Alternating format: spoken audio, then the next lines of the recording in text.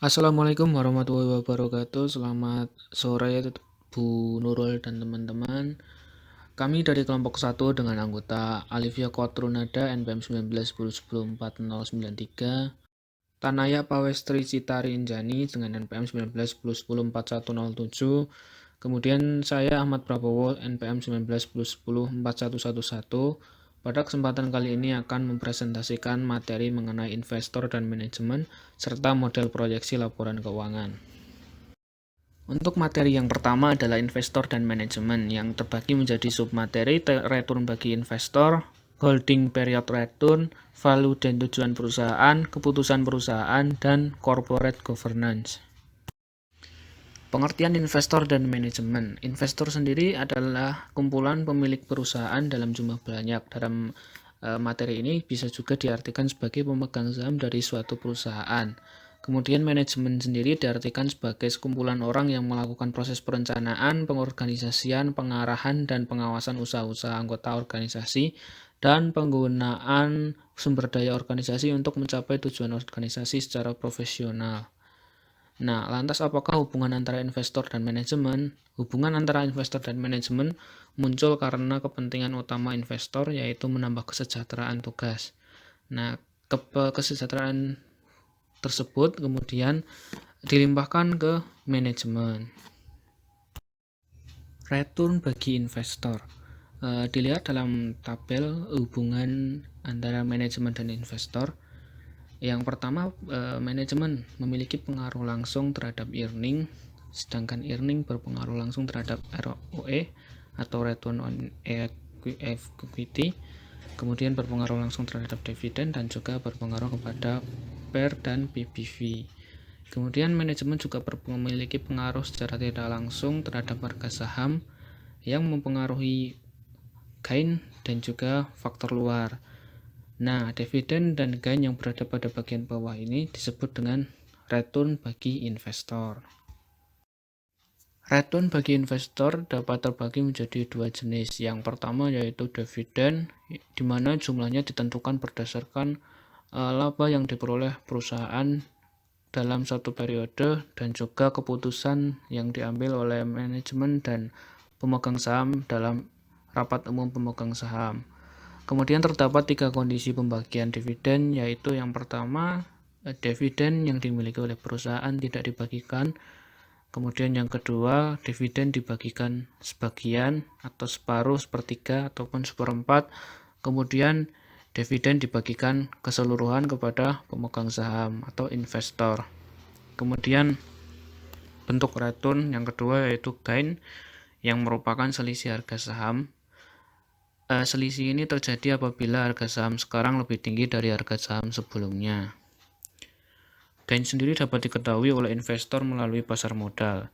Dengan demikian, maka investor yang berinvestasi di perusahaan publik, maka ia akan mengetahui gainnya setiap saat karena selalu terupdate dalam pasar modal harian. Holding Period Return atau HPR. HPR digunakan untuk menggambarkan hasil yang diperoleh oleh investor atau dapat dikatakan sebagai pendapatan oleh investor selama 1 tahun. Kemudian HPR juga dapat digunakan untuk memperkirakan hasil yang akan diperoleh oleh investor di masa yang akan datang, yang disebut dengan expected HPR. Perhitungan HPR dan expected HPR secara umum dapat dihitung dengan menggunakan rumus expected HPR sama dengan E dalam kurung D1 tambah E dalam kurung P1 kurangi P0, kemudian dibagi dengan P0, di mana D1 adalah dividen, P0 adalah harga saham awal, dan P1 adalah harga saham akhir atau harga saham 1 tahun lagi. Adapun contoh perhitungan dari HPR adalah sebagai berikut. Diketahui laba rugi Bravo pada tahun 2012 setelah pajak adalah 50.000, dengan laba per lembar saham adalah 10 dan dividen per lembar saham adalah 5. Kemudian diketahui pada bulan Desember 2011 harga saham adalah 100, kemudian pada bulan Maret tahun 2012 harga saham adalah 105 dengan gain 5 dan dividen yang dibagikan adalah 2. Kemudian pada bulan Juni tahun 2012 harga saham adalah 102 dengan gain negatif 3. Kemudian pada bulan September tahun 2012 harga saham adalah 113 dengan gain 11 dan dividen yang dibagikan adalah 3. Kemudian pada bulan Desember 2012 harga saham adalah 115 dengan gain 2. Kemudian hasil akhirnya adalah total gain adalah 15 dan dividen yang dibagikan adalah 5. Sehingga perhitungan HPR-nya adalah HPR sama dengan D1 tambah B1 min P0 dibagi P0. Dengan D1 adalah 5, P1 adalah 115 dan P0 adalah 100, sehingga diperoleh hasil 20%. Selanjutnya value dan tujuan perusahaan. Secara umum, tujuan perusahaan adalah memberikan kemakmuran kepada investor. Kemakmuran sendiri dapat diukur menggunakan value atau nilai perusahaan, di mana semakin tinggi value atau nilai, maka investor dapat dikatakan semakin makmur. Adapun istilah value yang terdapat dalam perusahaan, yang pertama adalah par value, biasa disebut dengan nilai nominal. Ini merupakan nilai yang tercantum dalam lembar saham. Kemudian yang kedua terdapat book value atau nilai yang tercantum dalam total ekuitas di neraca. Kemudian yang ketiga ada market value, yaitu nilai yang tercermin pada harga saham untuk perusahaan publik. Dan yang terakhir intrinsic value atau nilai perusahaan yang diperoleh dengan cara valuasi melalui metode FCF atau free cash flow dan WACC atau weighted average cost of capital. Market value versus intrinsic value. Terkadang nilai intrinsik atau intrinsic value dan nilai pasar atau market value dapat memiliki angka nominal yang sama, namun seringkali terdapat perbedaan nilai antara nilai intrinsik dan juga nilai pasar. Adapun kondisinya adalah sebagai berikut. Nilai intrinsik sama dengan nilai pasar. Kemudian nilai intrinsik lebih besar dari nilai pasar dan nilai intrinsik lebih kecil dari nilai pasar. Penyebab perbedaan dan persamaan tersebut adalah harapan pasar dan manajemen tidak sama. Kemudian terdapat pengaruh eksternal yang mengakibatkan perbedaan antara nilai intrinsik dan nilai pasar. Kemudian kondisi pasar keuangan lokal. Lalu pengaruh pasar keuangan global terhadap pasar keuangan lokal. Selanjutnya ada keputusan perusahaan. Keputusan perusahaan dibagi menjadi 3. Yang pertama, keputusan investasi. Keputusan investasi berkaitan dengan bagaimana perusahaan memperoleh sarana aset tetap untuk mendukung proses operasi. Adapun prinsip dasar investasi yaitu mengorbankan uang yang sekarang dimiliki dan berharap memperoleh hasil lebih besar dibanding dengan tingkat batas minimum hasil. Yang kedua, keputusan pendanaan. Keputusan pendanaan berhubungan dengan bagaimana perusahaan mengelola sumber dana berupa utang dan modal. Keputusan ini berhubungan dengan jenis sumber dana, jumlah dana, komposisi, dan biaya sumber dana. Dan yang ketiga ada keputusan operasi. Keputusan operasi berkaitan dengan bagaimana perusahaan mengurus masalah keuangan rutin perusahaan.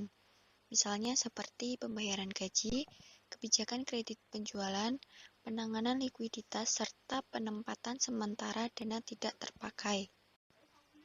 Corporate governance.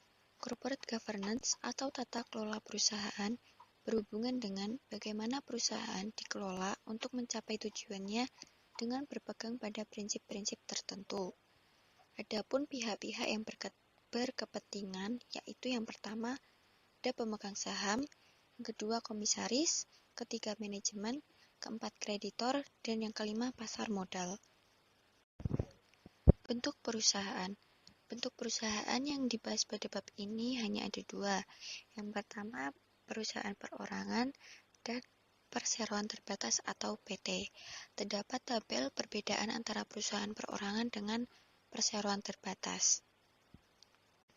Dalam konteks corporate governance, perusahaan perorangan tidak terdapat benturan antara kepentingan pemilik dengan manajemen karena mereka adalah pihak yang sama.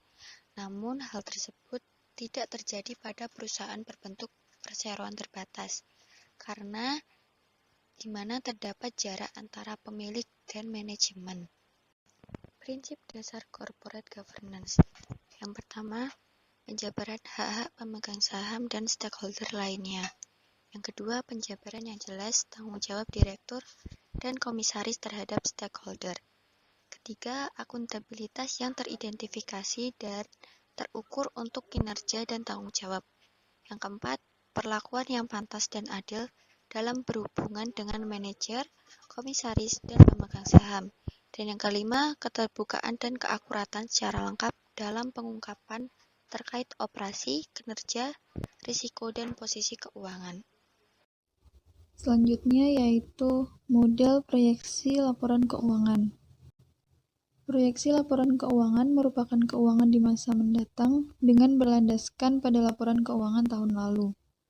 Proyeksi laporan keuangan dikenal juga dengan istilah lain yaitu pro forma financial statement dan projected financial statement. Untuk pemakai proyeksi laporan keuangan itu sendiri, ada manajemen, kreditor, dan investor. Selanjutnya yaitu model proyeksi laporan keuangan. Proses proyeksi dimulai dengan adanya model proyeksi. Model proyeksi dibagi menjadi 3 bagian, yaitu masukan, proses, keluaran. Untuk memperjelas atau dapat memberikan gambaran secara lebih lengkap bagaimana melakukan proyeksi laporan keuangan dapat dilihat pada gambar di samping. Gambar ilustrasi tersebut menggunakan model yang bertujuan untuk menghasilkan laporan keuangan untuk dianalisis lebih lanjut. Model seperti ini biasanya digunakan untuk analisis kredit atau valuasi. Jadi prioritasnya untuk menghasilkan proyeksi laporan secara global. Dalam model ini, detail atau rincian laporan atas pos laporan keuangan tidak diutamakan. Pada bagian kiri, pada gambar atau pada bagian masukan, terdapat 2 kegiatan utama yang berhubungan secara langsung dengan laporan keuangan, yaitu reklasifikasi neraca dan laba rugi, serta normalisasi laba. Proses reklasifikasi ini digunakan untuk, yang pertama, menentukan bagian utama laporan keuangan yang diperlukan. Yang kedua, yaitu mengelompokkan kembali pos laporan keuangan sesuai kelompok utama yang dibutuhkan. Yang ketiga, yaitu menggabungkan bagian-bagian penunjang ke dalam kelompok pos lainnya. Pada bagian kedua, ada value driver. Pada dasarnya, value driver sama dengan judgment. Masalah yang timbul adalah apakah judgment yang digunakan sepenuhnya menggunakan masa lalu atau tidak.